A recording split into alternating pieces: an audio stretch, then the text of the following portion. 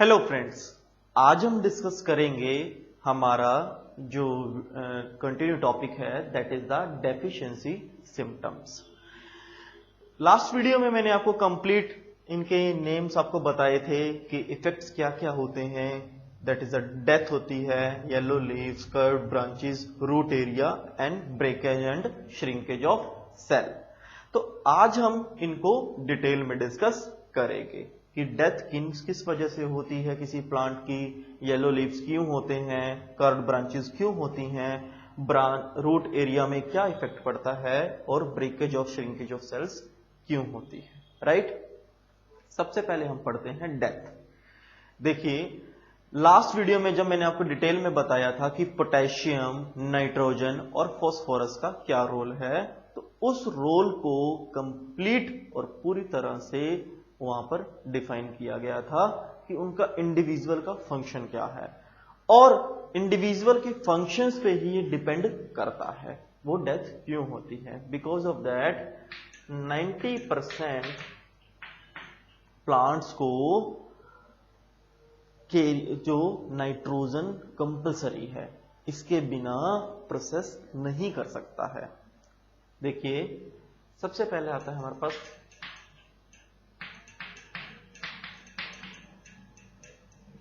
Nitrogen,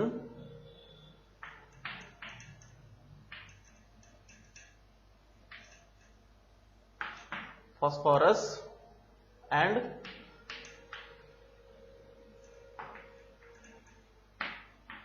potassium. ये तीन macronutrients हैं, नाइट्रोजन, फास्फोरस एंड पोटेशियम। अब तीनों का एक मोस्ट कॉमन फंक्शन है। वो मोस्ट कॉमन फंक्शन क्या है कि ये तीनों ही न्यूट्रिएंट प्लांट के रूट पार्ट से लेके एपिकल पार्ट तक डिवाइड होते हैं। डिवाइड होने का मतलब क्या है, ये इंडिविजुअल सेल ग्रोथ में, सेल्स टिश्यूज की डेवलपमेंट में हेल्प करते हैं। और वो हेल्प किस तरह से होगी? हेल्प वो माइट बी न्यूट्रिएंट्स ग्रोथ से होगी, might be cell division process से होगी, माइट बी मेम्ब्रेन से होगी, माइट बी इंट्रासेल्युलर कॉन्स्टिट्यूशन से होगी, इंट्रासेल्युलर मेम्ब्रेन को अटैच करने से होगी। राइट, अब इंट्रासेल्युलर मेम्ब्रेन अटैच है तो क्या ट्रांसपोर्टेशन अच्छे से होगा, ट्रांसपोर्टेशन अच्छे से है तो सबको न्यूट्रिएंट अच्छे से मिलेगा, और न्यूट्रिएंट अच्छे से मिला है तो प्रॉपर ग्रोथ होगी। सिमिलरली फ्रेंड्स, कि जब नाइट्रोजन, पोटेशियम एंड फास्फोरस तीनों न्यूट्रिएंट की डेफिशिएंसी होती है, डेफिशिएंसी मींस कमी होती है, तो प्लांट इनडायरेक्टली और डायरेक्टली दोनों वे से डेथ होती है प्लांट की, यानी प्लांट डेड हो जाएगा। ठीक है, अब डेड क्यों होगा उसका एक सिंगल रीजन है। बिकॉज ऑफ इसका सिंगल रीजन ये है कि प्रॉपर सेल्स को ये तीनों न्यूट्रिएंट्स नहीं मिलते, तीनों न्यूट्रिएंट्स नहीं मिलते हैं। और बिकॉज दैट इंटरसेलुलर वॉल अगर अलग अलग हो जाएगी तो ट्रांसपोर्टेशन नहीं होगा, और ट्रांसपोर्टेशन नहीं होगा तो वाटर्स के साथ न्यूट्रिएंट प्रोसेस ही नहीं कर पाएंगे। राइट, उसके बाद बात करते हैं हम येलो लीव्स की। आपने सुना होगा, मैंने आपको लास्ट वीडियो में बताया था कि कैल्शियम आयंस और मैग्नीशियम लीव्स में प्रेजेंट होते हैं मेनली, और लीव्स में डॉर्सल वेंट्रल सरफेस पर। अब इनका मेन फंक्शन क्या था कि ये अनायन और कटायन के बैलेंस को मेंटेन करते हैं। जब ये बैलेंस को मेंटेन करते हैं अनायन कटायंस को, तब क्या होता है कि फोटोसिंथेसिस प्रोसेस को स्मूथली प्रोसेस हो जाती है।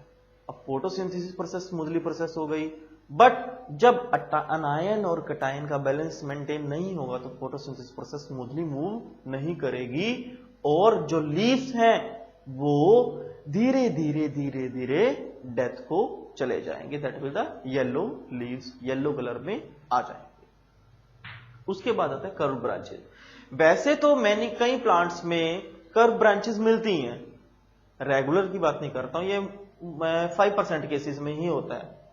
There will be the only the 5% cases.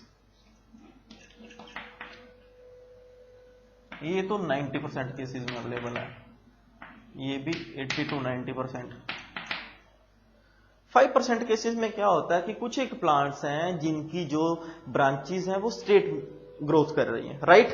कई बार क्या होता है कि जब स्ट्रेट ग्रोथ करती हैं ड्यू टू एब्सेंस ऑफ किसकी, माइक्रोन्यूट्रिएंट होता है एक, that will be the cupric acid, cupric, और दूसरा है फेरिक, राइट।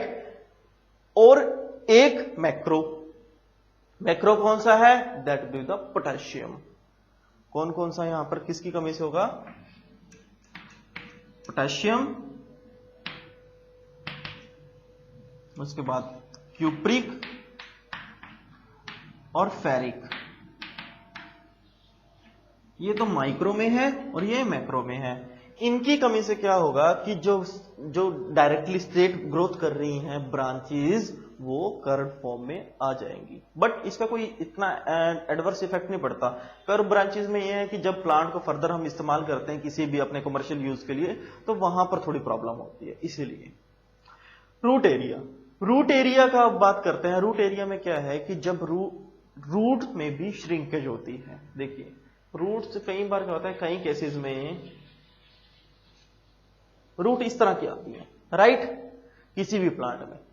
बट जब डेफिशिएंसी ऑफ किस चीज की डेफिशिएंसी हो जाएगी रूट्स में, मैग्नीशियम की, मैग्नीशियम की डेफिशिएंसी हो जाएगी।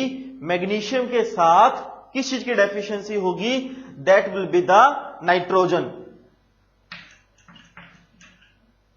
मैग्नीशियम और नाइट्रोजन की जब डेफिशिएंसी होगी तो रूट्स क्या होंगी, इस तरह से डिवाइड हो जाएंगी, ये अलग, ये अलग, ये अलग।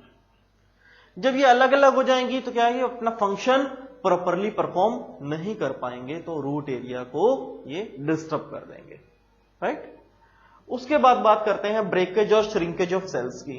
ब्रेकेज और श्रिंकेज ऑफ सेल क्या है कि ये इनडायरेक्ट प्रोसेस है प्लाज्मोलिसिस। इनडायरेक्ट प्लाज्मोलिसिस ही है। प्लाज्मोलिसिस में मैंने आपको क्या पढ़ाया था कि जो इंटरनल फ्लूइड मटेरियल है वो बाहर चला जाता है। Similarly in case of drought का मीनिंग क्या है कि सूखा। सूखे में क्या होता है कि श्रिंकेज ऑफ सेल्स होती है। वाई श्रिंकेज ऑफ सेल की होगी, क्योंकि वाटर प्रॉपर नहीं मिलेगा, न्यूट्रिएंट प्रॉपर नहीं मिलेंगे। और न्यूट्रिएंट्स में भी मेनली कैल्शियम और फास्फोरस नहीं मिलेगा।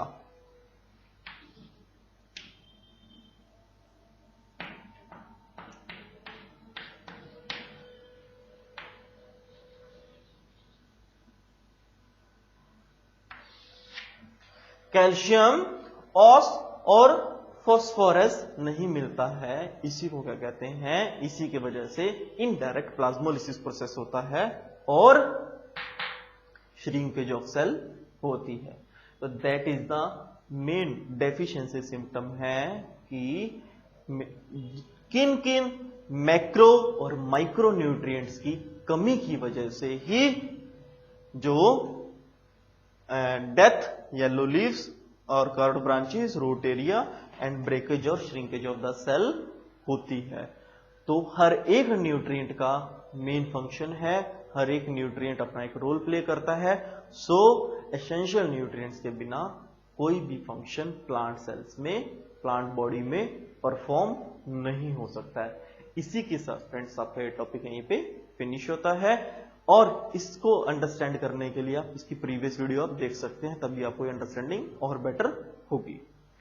साथ ही मैं आपको रिक्वेस्ट करना चाहूंगा, जो हमारा चैनल है YouTube channel that will the professor DR Vij, ज्यादा से ज्यादा सब्सक्राइब करिए, शेयर करिए। यहां पर आपको 9 से लेके +2 तक physics, chemistry, mathematics and biology की NCERT बेस्ड सिलेबस वीडियोस आपको मिलेंगी। इसको देखकर अपना कैरियर, अपनी नॉलेज को आप एनहांस कर सकते हैं। Thank you so much.